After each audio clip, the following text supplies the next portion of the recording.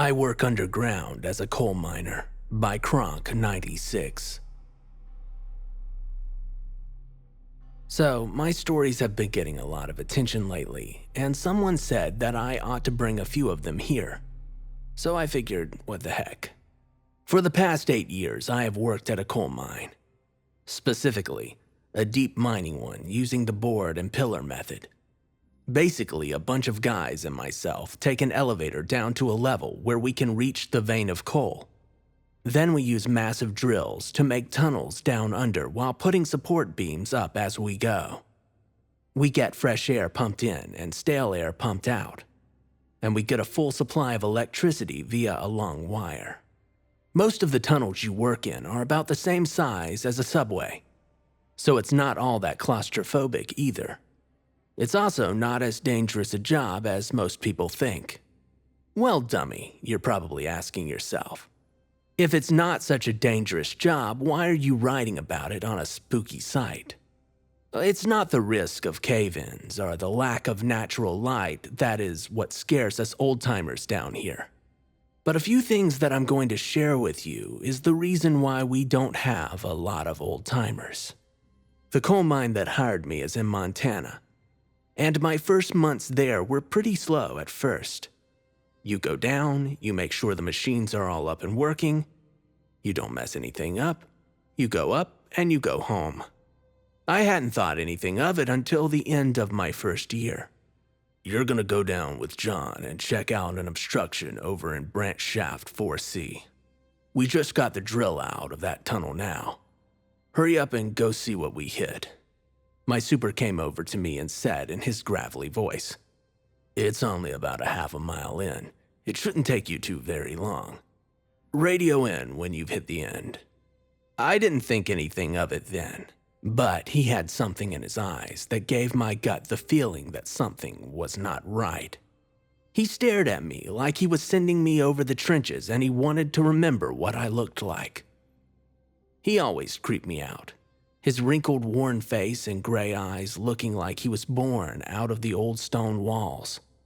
I didn't put too much more thought into it though, and just wanted to get away from the old guy, so I packed up my gear and I walked down to the main shaft until we found 4C. "They don't bother running a wire down?" I remember John asking. "No point if we can't go any further with it, it's just a branch tunnel. They don't throw much into these little guys unless it hits something good," I said back. I flicked on my headlamp and took the lead, which John seemed to appreciate. They sure didn't put much faith into this tunnel. There was hardly enough room to stand side by side, so we continued single file until we got further in. It just felt wrong. The further we got in, the worse the feeling in my gut went. The little voice in my head was urging me to go back, to get out. It made me feel better that I wasn't alone though. The sound of John's footsteps helped me to mute out that voice in my head and go on, to get it done, and then get out. The walk felt like it took much longer than it should have. Looking down at my watch, I clicked on the button and the bright green face lit up to show me that we had been walking for over 15 minutes. The tunnel was supposed to be half a mile long. I thought that the super must have screwed up the distance or just took a guess before he sent us off. I stopped and I turned my head back to let John know that we ought to go back and get a confirmation on the distance. Darkness. My light lit up a gray stone shaft and a rough rock floor. I still heard footsteps coming down. I figured that I must have just been going too fast and left him behind a bit. "Hey John, what's holding you up?" I yelled. My voice echoed down the shaft, but it got no response. The footsteps kept coming, closer and closer with each step that bounced around the walls. My blood started to turn cold, but I still clung to some explanation. He was there.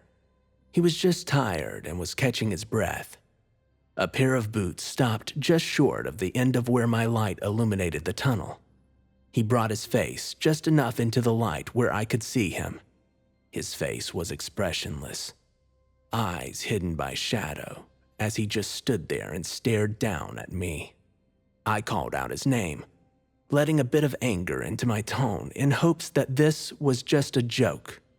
I got nothing, though. Just as I started to back away slowly, I could see his lips slowly begin to curl upwards, revealing his teeth, as he took on a menacing smile that froze there once his lips could part no further. My headlight began to dim and flicker. The once bright and yellow light decayed into a dim brown. My hands scrambled onto my bag to look for the glow sticks we carry for such emergencies. I didn't know what was wrong with this guy, but I wasn't going to be stuck in the dark with him. Another few flickers and my light grew dimmer. I could no longer see him in my shrinking circle of light, but I could hear his steady stride continue from the darkness that was closing in all around me. Throwing the contents of my bag out in a panic, I finally found a few sticks, and with a loud snap, the light on my helmet was extinguished. Once I was swallowed by the darkness, his walking turned into what sounded like a crawling sprint. Like he had just grown an extra pair of legs. I went to crack a stick, and just as I did, something grabbed onto my shirt and pulled me forward like a man yanking a child. I closed my eyes in pure panic, not knowing what was going on or what was happening. I cracked my eyes open and I let out a scream that curdled my own blood. His face was less than an inch away from mine. In one hand, he held my shirt. His other hand was raised up with a jagged piece of rock ready to bash my skull open like an egg. I struggled to break free as he just kept his grip and stared at me with a look that I can only describe as pure, insane malice. His eyes were the only thing that moved on him, always following mine. I finally had to rip my shirt from his grip, leaving a piece of torn fabric still clutched between his fingers, and I squeezed past the space between him and the way to the exit.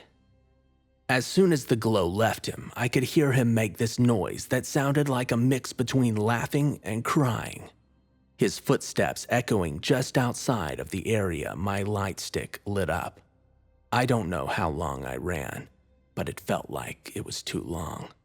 By the time I saw the light at the end of the tunnel, I felt my lungs burning and my stomach urged to release its contents. I collapsed out of the tunnel to the shocked look of my coworkers. I couldn't muster the strength to speak. I just laid there in a tired hysteria, finally allowing myself to empty the contents of my stomach onto the rock. Pointing back at the branch entrance tunnel, all that anyone could see from my experience was the faint, odd crying laughter growing more and more distant.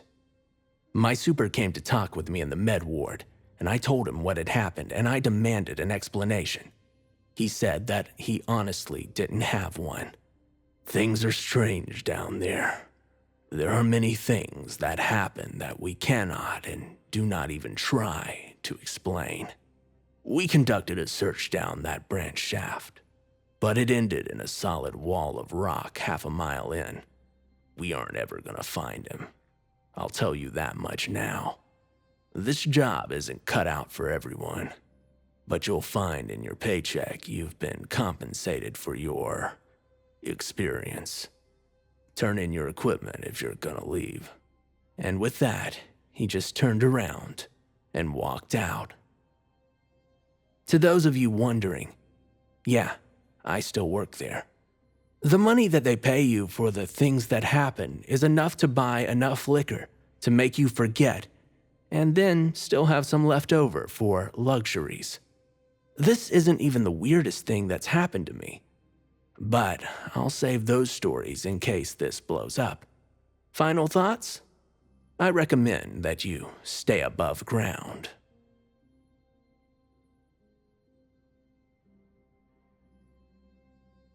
They Live Beneath Us. Written by Shezhungy. It's been a story that I've kept hidden for as long as I could. The longer that I hide from the truth, the longer that I deny their existence, the stronger they get. They feed on fear, and they have all of mine. And I can't imagine how many countless homeless people, vagrants, and others who have gone missing, their fate entangled in the hands of those that I fear the most, the hands that you should fear the most. The first time I remember their presence, learning of their existence, I was just a young child, accompanying my mom on one of our countless dates around Toronto. She always believed in seasoning me with the knowledge of the city, starting the adventures in the city very, very early. I can only guess that she was trying to prepare me for the inevitable. I still remember that morning. I had a distinct feeling of happiness, as if the world could do us no wrong, as if we were invincible in the sunlight. How wrong could I be? As we entered the station, I felt a distinct sense of dread, which surprised me. The feeling of happiness had vanished, just like the sunlight. My mother was unaware of my sudden mood swing, and continued to lightly pull me along as I had begun to slow down, my walk becoming forced. I couldn't help but feel as if we were being watched. Not just from the tracks, but from the rafters, from the walls, even from inside the bus shelter. I couldn't explain it.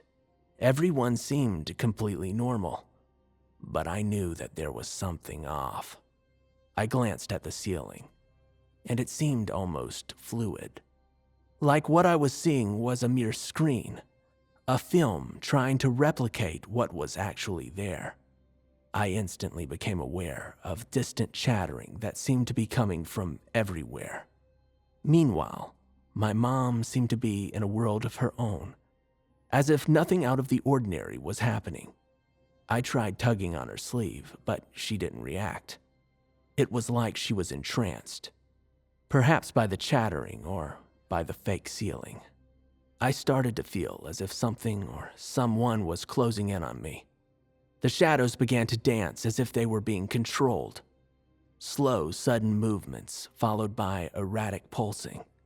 My head began pulsing, as if the shadows were invading my mind, slipping through my eyes and feeling its way through my mind as if it was tasting my consciousness, my memories, my feelings of despair, sorrow, and anger. It fed off it. It ate away as if my mind was just another piece of meat for it to burrow into. Every single nightmare that I had had during my childhood resurfaced, but the new ones were the worst. Terrible things that a child should have no reason of knowing came into my mind, as if it was forced in there. Visions of me getting eaten alive by dozens of crows as their eyes burned black with hate. Visions of my mother and father roasting on an open fire as their mouth was held open by rotten apples with snakes eating through them, just waiting for the ability to slide down their open throats. I had images of my body disintegrating as people laughed all around me, speaking a language that I couldn't comprehend, but the tones of their voices said it all. They were hungry. Just as I felt like my body was melting away, along with every other part of my being, I heard a high-pitched whistling sound, and the entity seemed to get sucked away. All of the shadows, the chattering, the screen of the fake ceiling all disappeared, and I ended up back on the platform with my mom standing there looking completely dazed. When I asked her if she remembered the fake ceiling, she said she had no idea what I was talking about. She just hurriedly pulled me into the train and began complaining about a large headache that seemed to start as soon as whatever was in the train station had left. Any mention of that day, and my mother grows a weary look on her face, as if she just can't seem to place what was wrong, but something had gone terribly wrong on that train platform. Sometimes I still see a vacant look on her face, as if she still hasn't come back from whatever took her that day. Sometimes I think that I didn't fully come back on that day either. What I do know is they are here. They don't just live in the shadows. They are the shadows, and they feed on whatever they can, but by choice. I think they are biding their time, waiting for the perfect time to strike, waiting for the right moment, before they descend their cloud of misery on the poor souls of this world. I think they're here because we are their food. We are what keeps them alive, and without us, there would be no them. Just last night, I was on my way home from work and I looked out the window. Something I seldom do. It's a natural fear when you've experienced the things that I have. As I moved through the barely lit tunnel, I glanced at the wall, feeling as if I was being watched. It was one of those moments where you can't help but look because you know the longer you don't, the more the feeling will build up. I looked at the wall, and I could swear the shadow opened its mouth, showing glinting teeth. But what was worse than the glinting teeth, and the acid-like fluid falling openly out of its mouth, was the fire, and the thousands of faces all stacked in that throat of the monster, as if it was showing me the place I would be sooner or later, stacked in the throat of a beast, screaming for help that will never come. This 3-page letter was found outside of an unmarked entrance to the Lower Bay Station located in Toronto, Ontario. The original letter was covered in old bloodstains and seemed to have indistinguishable scorch marks, as if it was burned multiple times but did not suffer any sort of damage, except for a large amount of ash along with the marks. The author of the note was not located, and the unmarked door showed no evidence that it had been opened. Upon inspecting the insides of the Lower Bay Station, the responding officers reported feeling an uneasy wave of despair, and as if they were being watched. Many were sent in, but only a few have returned. Those who have returned have reported to have a vacant look on their face, and they've turned violent. Because of this, Lower Bay Station is unavailable for entry and is scheduled to be destroyed.